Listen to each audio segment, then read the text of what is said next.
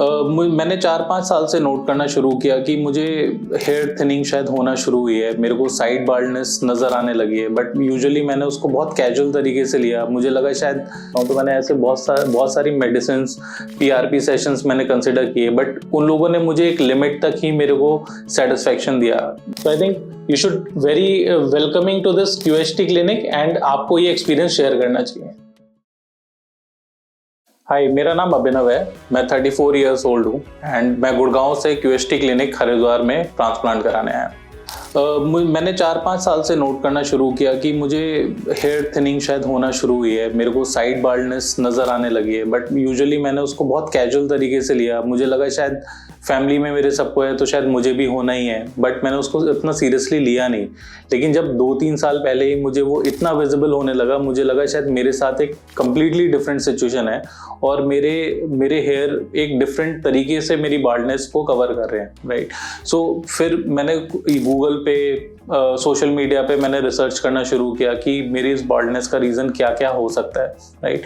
सो मुझे लगा और इसके क्या सॉल्यूशंस हैं, क्या मेडिसिन्स हैं जो इन चीज़ों पे काम करती हैं, क्या मार्केट में चीज़ें अवेलेबल हैं। बट इतना सारा रिसर्च करने के बाद मुझे अल्टीमेटली पता लगा कि there is nothing other than transplantation as a solution, कि इस बॉल्डनेस को मैं कवर कर सकता हूँ। And I totally not want कि मैं किसी भी तरीके की टेम्पररी पैचिंग या फिर एक आर्टिफिशियल पैचिंग को कंसिडर करता, because transplantation is the only solution that I have right now. तो जब मुझे 2-3 साल से आइडेंटिफाई होना शुरू हुआ कि मेरी हेयर थिनिंग इतनी बढ़ गई कि मेरा बॉल्डनेस विजिबल है, तब मैंने सोचा कि मैं किसी डर्मेटोलॉजिस्ट या फिर जो मार्केट में क्लिनिक्स अवेलेबल हैं उनके पास जाता हूँ, उनके साथ सेशन लेता हूँ। तो मैंने ऐसे बहुत सारी मेडिसिन, पीआरपी सेशंस मैंने कंसिडर किए, बट उन लोगों ने मुझे एक लिमिट तक ही मेरे को सेटिस्फैक्शन दिया, क्योंकि मेरी बॉल्डनेस एक डिफरेंट लेवल पे ही जा चुकी थी। तो वो सेटिस्फैक्शन मेरे को उतना सेटिस्फाई नहीं कर रहा था जो मेरे को शायद एक ट्रांसप्लांटेशन से मिल सकता था। तो मेडिसिन किसी परसेंटेज तक आपको हेल्प करती हैं, बट ट्रांसप्लांटेशन से ही आप वो 100% सेटिस्फैक्शन आप ले सकते हो। तो मेरी बॉल्डनेस मेरे कॉन्फिडेंस को तो लूज कर ही रही थी, but the industry that I come from, वो पब्लिक गैदरिंग्स, वो सोशल मीडिया प्रेजेंस, उस कॉन्फिडेंस को भी लूज कर रहा था मैं। मेरी एक्सपेक्टेशन क्यूएचटी से यही है कि यहाँ आने के बाद जितना सेटिस्फैक्शन मुझे यहाँ के एक्सपीरियंस से मिला है, उतना ही सेटिस्फैक्शन मेरे पोस्ट सर्जरी एक्सपीरियंस से भी मिले। सो मेरी एक्सपेक्टेशन यही है कि एक जो नॉर्मल एक्सपीरियंस है एक फुल ग्रोन हेयर का, वो वापस से वो कॉन्फिडेंस में गेन करूँ और यहाँ से वो एक्सपीरियंस मैं क्यूएचटी से लेके जाऊँ। So finally I am on the day जिस दिन मैं वो सर्जरी कराने जा रहा हूँ। I have been planning for so long कि मैं ये प्रोसेस करवाना चाहता हूँ, लेकिन मैं किसी भी प्रोसेस को ऐसे ही स्टार्ट नहीं कराने देना चाहता था, क्योंकि मैं अपना टाइम लेना चाहता था, उसको एक्सप्लोर करना चाहता था, उसके बारे में समझना चाहता था, वो एक्सपीरियंस पहले लेना चाहता था। But today is the final day कि मैं उस प्रोसीजर को करवाने आया हूँ।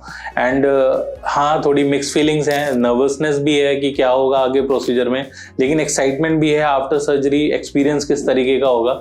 सो मेजॉरिटी ऑफ एक्सपीरियंस मेरा पॉजिटिव साइड में है कि येस, कि जो मैं एक्सपेक्टेशन लेके आया हूँ वो फुलफिल मुझे यहाँ से करवा के जाना है। So that is all for my experience till now pre surgery. बाकी मैं आपसे जैसी मेरी सर्जरी होती है वो सारे एक्सपीरियंस मैं आपके साथ में शेयर करूंगा। Post experience of the surgery, painful था, कैसा था, 1 महीने बाद कैसा है, 2 महीने बाद, I will get back you on this.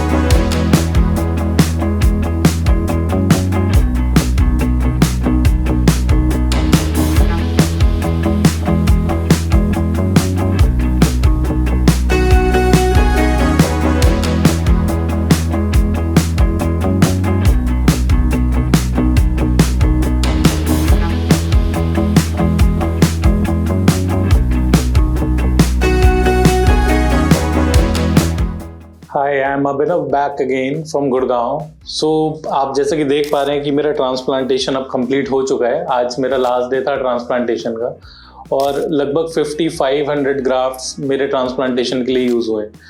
I think thank you QST मेरे को ये एक्सपीरियंस देने के लिए, मेरे को ये वेलकमिंग देने के लिए, और जैसा मेरा एक्सपेक्टेशन थी QST से, आई थिंक उससे कई ज़्यादा बेटर उन्होंने मेरे को एक्सपीरियंस शेयर किया है. So it was totally expected कि it will be a painless journey, and that was true. इसमें कोई पेन या कुछ किसी तरीके का मुझे कोई महसूस नहीं हो रहा है. It is totally painless journey, and the hygiene and the environment and the people who are dealing with you, the doctors, the nurses staff, all are very cordial and very responsible enough. I'm totally excited to see my look back again. I think जो मैंने अपने 4-5 साल पहले मैंने अपने look को देखा था और जिसको मैं धीरे धीरे डिप्लीट करता चला गया, वो लुक मेरा बिल्कुल ख़त्म होता चला गया और उसके साथ मेरा कॉन्फिडेंस भी. सो अब मैं बहुत एक्साइटेड हूँ अपने वापस से उस लुक को देखने के लिए जैसा लुक मेरा पहले होता था.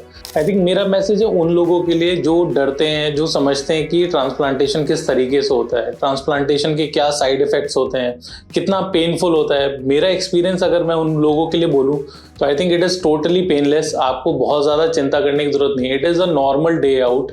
आप किसी भी तरीके से आप नॉर्मली इस क्लिनिक में आएँ, अपना एक्सपीरियंस देखें. यहाँ पे हर रोज़ एक नया पेशेंट आता है और अपना ट्रांसप्लांटेशन सक्सेसफुल करा के जाता है.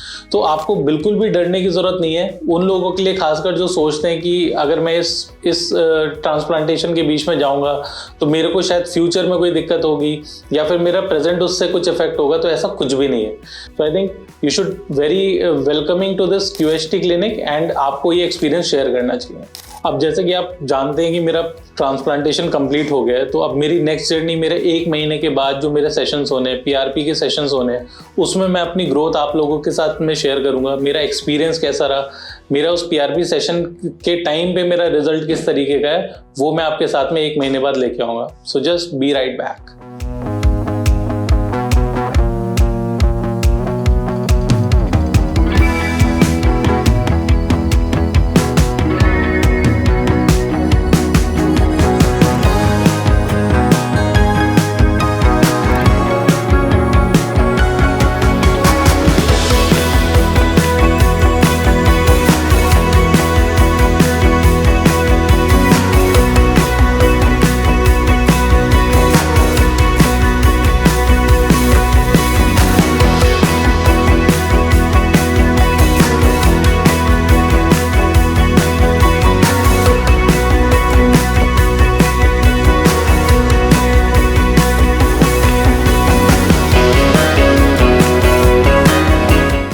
हेलो फ्रेंड्स, अगर आपने अभी तक हमारे चैनल को सब्सक्राइब नहीं किया है तो प्लीज इस वीडियो को लाइक कीजिए, शेयर कीजिए और हमारे चैनल को सब्सक्राइब कीजिए. और ध्यान रहे बेल आइकन दबाना ना भूलें, जिससे हमारे हर वीडियो का अपडेट आपको समय समय पर मिलता रहेगा.